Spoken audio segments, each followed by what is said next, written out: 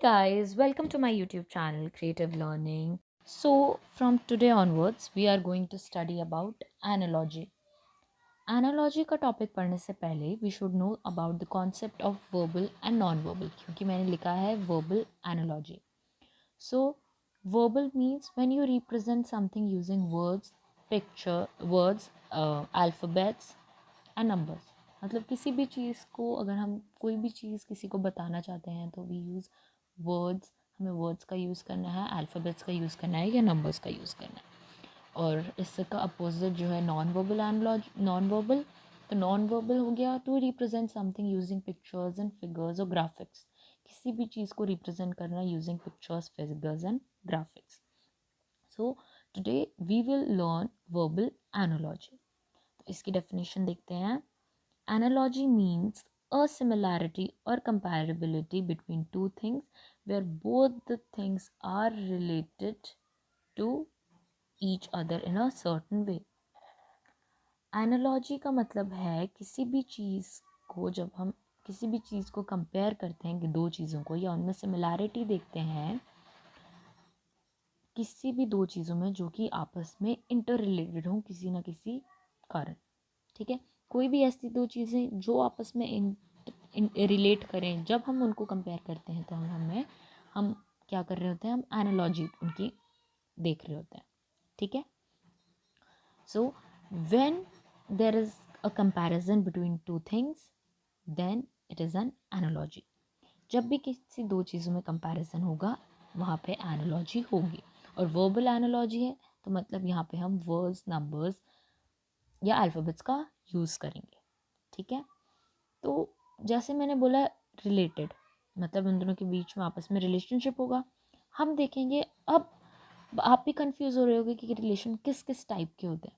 तो now let's move on to kinds of relationships. Okay.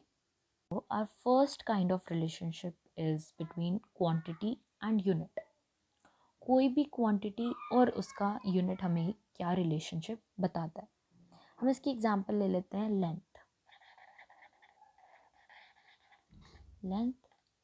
Length एक quantity है. अब लेंथ का यूनिट क्या है हमारे पास, मीटर. ठीक. लेंथ का यूनिट क्या आ जाता है हमारे पास, मीटर. तो ये एक रिलेशनशिप पहला आ गया बिटवीन क्वांटिटी एंड यूनिट. इसकी एग्जांपल आ गई लेंथ और मीटर. एग्जांपल से आपको क्लियर हो जाएगा कि रिलेशनशिप मतलब किस टाइप का रिलेशनशिप. ठीक है. पहला काइंड था हमारा क्वांटिटी एंड यूनिट और इसका फर्स्ट एग्जांपल है लेंथ इज टू मीटर. किसी भी रिलेशनशिप को रिप्रेजेंट जब हम करते हैं तब हम बीच में इस टू का साइन ज़रूर लगाते हैं. मतलब हम किसी भी दो चीज़ों को हम एक रेशियो में लिख रहे हैं. ठीक है. किसी भी रिलेशनशिप को लिखने के लिए हम रेशियो का यूज़ हमेशा करते हैं. इसकी सेकेंड एग्जाम्पल आ गई हमारे पास मास. मास मास का अब रेशियो क्या आएगा हमारे पास, किलोग्राम. मास का यूनिट क्या है हमारे पास, किलोग्राम. अगला आ गया करंट. हम सब कॉमन मोस्टली इसमें हमें कॉमन चीज़ें दिखती हैं जो हमारी डे टू डे लाइफ में हम यूज़ करते हैं. ठीक है. करंट का यूनिट क्या आ गया, एम्पियर. है ना, पढ़ा है आप सबने. फिर पावर का क्या यूनिट, वॉट. ठीक. उसके बाद हमारे पास वर्क का हमारे पास यूनिट क्या आएगा, जूल. है ना. और एक और एग्जांपल टेम्परेचर का क्या आएगा, डिग्री. सबसे कॉमन टाइम का हमारे पास यूनिट क्या आएगा, सेकेंड्स. है ना. तो ये आ गया हमारा पहला kind, relationship between quantity and unit. So अब हमारा सेकेंड काइंड ऑफ रिलेशनशिप है बिटवीन इंडिविजुअल एंड ग्रुप्स. कोई भी एक इंडिविजुअल और इसका group. It is similar as collective nouns. हमने कलेक्टिव नाउन्स पढ़े हैं, a bouquet of flowers, a bunch of keys, a bunch of bananas. तो वैसे ही है. ठीक है. फर्स्ट एग्जांपल इसकी हम देखते हैं. Seller, crew. सेलर एक इंडिविजुअल और group of seller is called a crew. ठीक है. Second example, cattle, individual, group of cattle is called heard. ठीक है. नेक्स्ट हम ले लेते हैं सिंगर.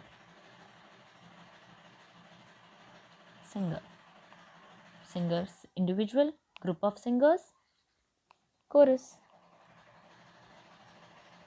ठीक. Soldiers,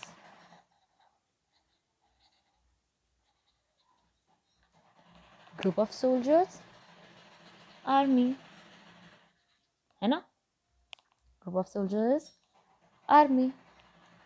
Flowers, जैसे मैंने आपको इंट्रो में भी बताया, group of flowers, bouquet.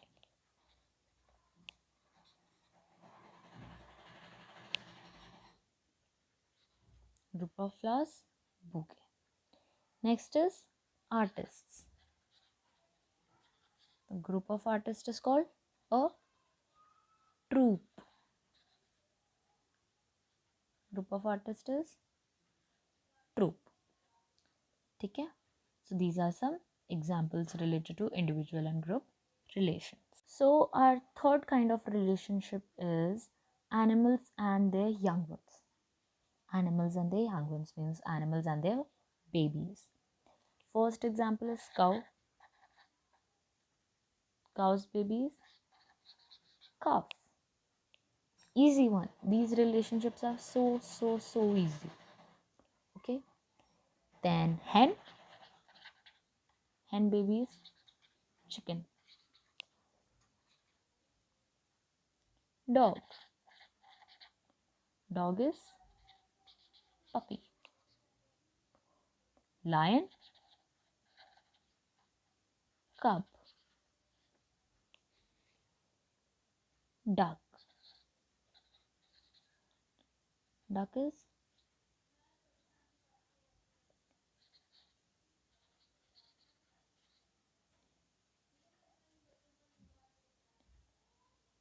is duckling. है ना. sheep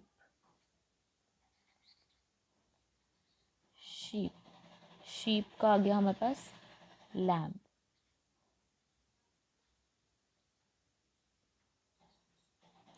तो ये थे हमारे पास some animals with their babies. ठीक है. Fourth kind of relationship is instruments and their measurements. कौन सा इंस्ट्रूमेंट क्या मेजर करने में हमें हेल्प करता है. सबसे इसकी पहली एग्जांपल है हमारे पास बैरोमीटर. बैरोमीटर हमें क्या करने में मेजर. बैरोमीटर एक इंस्ट्रूमेंट है जो कि क्या मेजर करता है, प्रेशर. ठीक है. Barometer is an instrument which is used to measure pressure. Next example ले लेते हैं, थर्मोमीटर. ये क्या मेजर करता है, टेम्परेचर. नेक्स्ट ले लेते हैं हम सिस्मोग्राफ.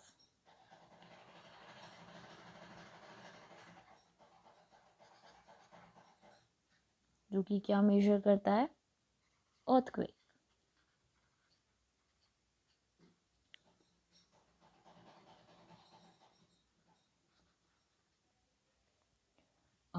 एमीटर, जो कि आपने 10th क्लास में इलेक्ट्रिसिटी चैप्टर में पढ़ा होगा. एमीटर क्या मेजर करने में हेल्प करता है, करंट. है ना. Ammeter is used to measure current. और odometer, it is used to measure speed. है ना. ओडोमीटर क्या यूज्ड टू मेजर करता है हमें, स्पीड. ठीक है. और एक और एग्जांपल हम ले लेते हैं, हाइग्रोमीटर. हाइग्रोमीटर ये मेजर करता है हमारी ह्यूमिडिटी,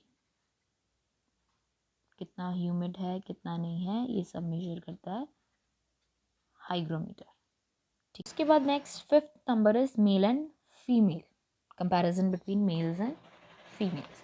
सब मोस्ट इजी. फर्स्ट एग्जांपल ले लेते हैं, mayor. horse. Mare is the female of horse. ठीक है. Bitch. Bitch का क्या है? Male क्या है? Dog. है ना. Lioness. Obviously नाम से ही पता है. Lion. Lady. Lady का क्या आएगा? Gentleman. है ना. Tigress. Tiger. Niece. Sorry, nephew.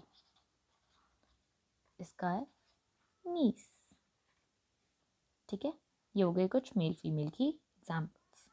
We have worker and its working place. ठीक है. First example chef. किचन. तो a chef works in a kitchen. ठीक है. Chef is a worker and its working place is kitchen. Next is farmer. Farmer works in a field. Then doctor. Doctor works in a hospital. Teacher. Teacher works in a school. है ना. Teacher works in a school. Lawyer. Lawyer works in a court. Then it's worker. Worker works in a factory. ठीक. तो we have seventh one is worker and product. एक worker और वो क्या product देता है. जैसे फर्स्ट एग्जांपल हमारे पास मेसन. मेसन क्या हमें देगा? Product. As product wall. Wall build करेगा. ऑथर. ऑथर हमें क्या प्रोडक्ट दे सकता है? बुक. शेफ. शेफ खाना ही बना सकता है तो प्रोडक्ट आ गया food. Cobbler shoes. Tailor clothes. Goldsmith ornaments और carpenter furniture. Next we have the relationship between individuals and their classes. So इसकी एग्जाम्पल लेते हैं हम. First lizard is to reptile. तो lizard belongs to the class of reptiles. Man. Man, mammals. Butterfly, insect.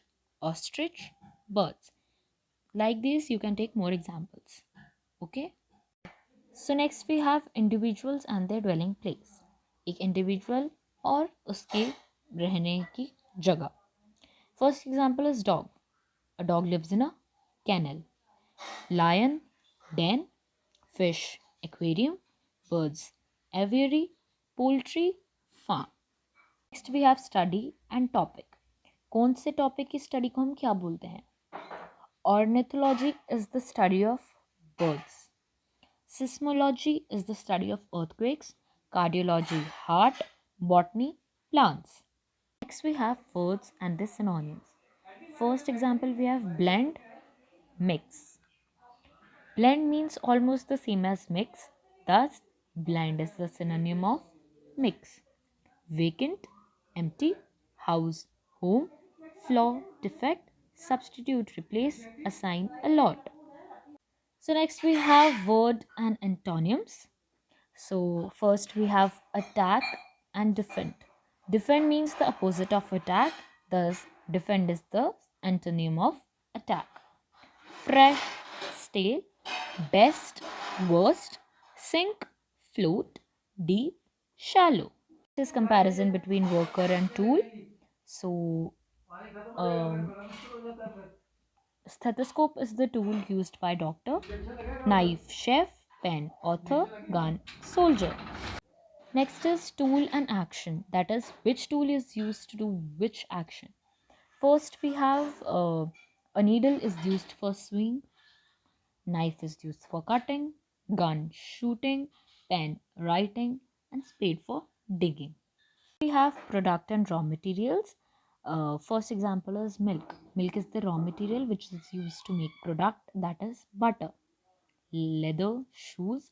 seed, oil, grapes, wine, paper, book, brick, wall. Relationship is part and whole relationship. So first example is pen, nib. Nib is a part of a pen. Pen is a whole and nib is a part of it. Next is room, window, house, kitchen, fan, blade, book, chapter. Last one, we have the relationship between word and intensity. In this thing, the word and the words are different, but their meanings are same. The fact is that the intensity is different. मतलब means कि one word is more intense than the other word. One word has more impact than the other word. So first one is anger, rage. Rage is of higher intensity than anger. Wish, desire. Desire is higher intensity than of wish. Unhappy, sad, sink, drown. So these were the kinds of relationships and their examples. Now our next topic is types of analogy. Okay, we'll do now types of analogies. Okay, so now we have analogy based on words. In this, 3 words are given and 2 words are interrelated. The children needs to find out the relationship between the third and the fourth word on the basis of the relationship of the first 2 words. इसमें क्या होगा, पहले तो जो था वो हमने basics पढ़ लिया. अब ये टाइप्स ऑफ एनालॉजीज हैं. पहली है based on words. Based on words में हमें 3 वर्ड्स दिए जाएंगे, मतलब हमें 3 रेशियोज दी जाएंगी. उसमें से आपको जो 2 वर्ड्स हैं वो आपस में इंटर रिलेटेड होंगे और एक वर्ड आपको ऐसे ही दे दिया जाएगा. फिर आगे एक ब्लैंक दे दी जाएगी. अब आपको उन 2 वर्ड्स का रिलेशनशिप देख के पहले 2 वर्ड्स का थर्ड वर्ड के साथ मैच करना है कि क्या रिलेशनशिप बन सकता है. ये मैं आपको अभी एक एग्जांपल देती हूँ, फिर आपको अच्छे से समझ आएगा. ओके, सो नाउ इसकी एग्जांपल है, वी हैव ओशन. अच्छा, सबसे पहले जब भी आपको कोई भी कॉम्पिटिटिव एग्ज़ाम के टाइम पे आपको जब एनालॉजी आएगी, वर्बल एनालॉजी, तो वो इस बेस पे भी आ सकती है. मतलब आपको, हमने इसमें देखा कि 2 वर्ड्स हैं, ocean is to water is the same as glacier is to question mark. First 2 words के बीच में रिलेशन हमने पहले बताना है, गेस करना है कि क्या हो सकता है. फिर हमने देखना है कि इन 4 ऑप्शंस में से वैसा रिलेशन ग्लेशियर के साथ किसका सूटेबल ज़्यादा होता है. तो ओशन इज टू वाटर, मतलब ओशन में वाटर होता है. ठीक है. सो ग्लेशियर में क्या होगा, रेफ्रिजरेटर, नो. आइस हो सकती है, माउंटेन, नो. केव, नो. अगर ओशन में ओशन जो है वो वाटर से बनता है, तो ग्लेशियर किससे बनेगा, ऑब्वियसली आइस से. ठीक है. तो आपको ये इस वे में आएगा, word analogy. So our second type is analogy based on numbers. 3 numbers are given and 2 numbers are interrelated. The children has to find out the relationship between the third and the fourth number on the basis of the relationship of the first 2 numbers. 3 numbers दिए होंगे जिसमें से 2 आपस में interrelated होंगे. हमें find करना है पहले 2 के रिलेशनशिप को देखते हुए थर्ड और फोर्थ का relationship on the basis of number. Okay, इसकी एग्जांपल देखते हैं. हमारे पास इसकी एग्जांपल आती है. हमारे पास 2 नंबर्स दिए हैं, 26 is to 5 is the same as 65 is to question mark.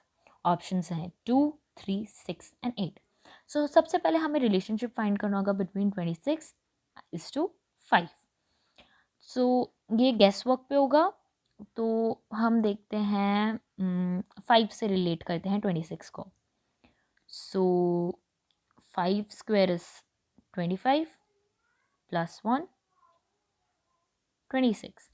So 25 plus 1 equals 26. तो इसमें हम देख सकते हैं कि हमारे पास क्या, इसका हम जब इसको हम एल्जेब्रिकली लिखेंगे या फिर इसको हम रिप्रेजेंट, मतलब ये हमारे पास इसकी जनरल फॉर्म हम लिखेंगे अगर इसकी, हमारे पास इसकी जनरल फॉर्म आएगी x² + 1 = x। ये इस फॉर्म में, जो हमारे पास फर्स्ट है वो इस फॉर्म में है। तो 65 = व्हाट? 65 इनमें से किसके साथ मैच करेगा? 2² = 4, 4 + 1 = 5, no. 3² = 9, 9 + 1 = 10, no. 6² = 36, 36 + 1 = 37, no. 8² = 64, 64 + 1 = 65. So the correct answer is option D, 8. So lastly, we are having the analogy based on alphabets. Relationship between two given groups of alphabetical letters interrelated. The children has to choose either a letter or a group or pair consisting of similarity related letter groups. आपको एक group of alphabets दे दिया जाएगा, उस आपको तीन groups of alphabets दिए जाएंगे, जिसमें से 2 आपस में इंटर रिलेटेड होंगे। आपको फर्स्ट 2 को देख के तीसरे और फोर्थ ग्रुप ऑफ अल्फ़ाबेट्स का रिलेशनशिप बताना है, ठीक है, उनको सिमिलैरिटी देख के या उनको कंपेयर करके। ओके, इसकी एग्जांपल देखते हैं। तो इसमें हमारे पास एग्जांपल है bucket. Bucket is to ACTVBDJHDFSU is the same as bonus is to question mark. अब हमने देखना है बकेट और इज टू, ये जो हमें एक ग्रुप ऑफ अल्फ़ाबेट्स दिया उसका आपस में क्या रिलेशन है। हम देखते हैं BAB, A comes before B, BC and C comes after C. So B is coming between A. So B comes between A and C. Next U. TUV. U comes between T and V. BD. C comes between B and D. K comes between J and L. E comes between D and F. T comes between S and U. So in this we have one word coming between the other 2 words. So here B comes between A and C. So we have to find AC, AC, AC, AC. So we can see that AC is available in only D option. So option B is the correct for this. अगर आप interested हैं तो please do like, share and subscribe. Bye bye.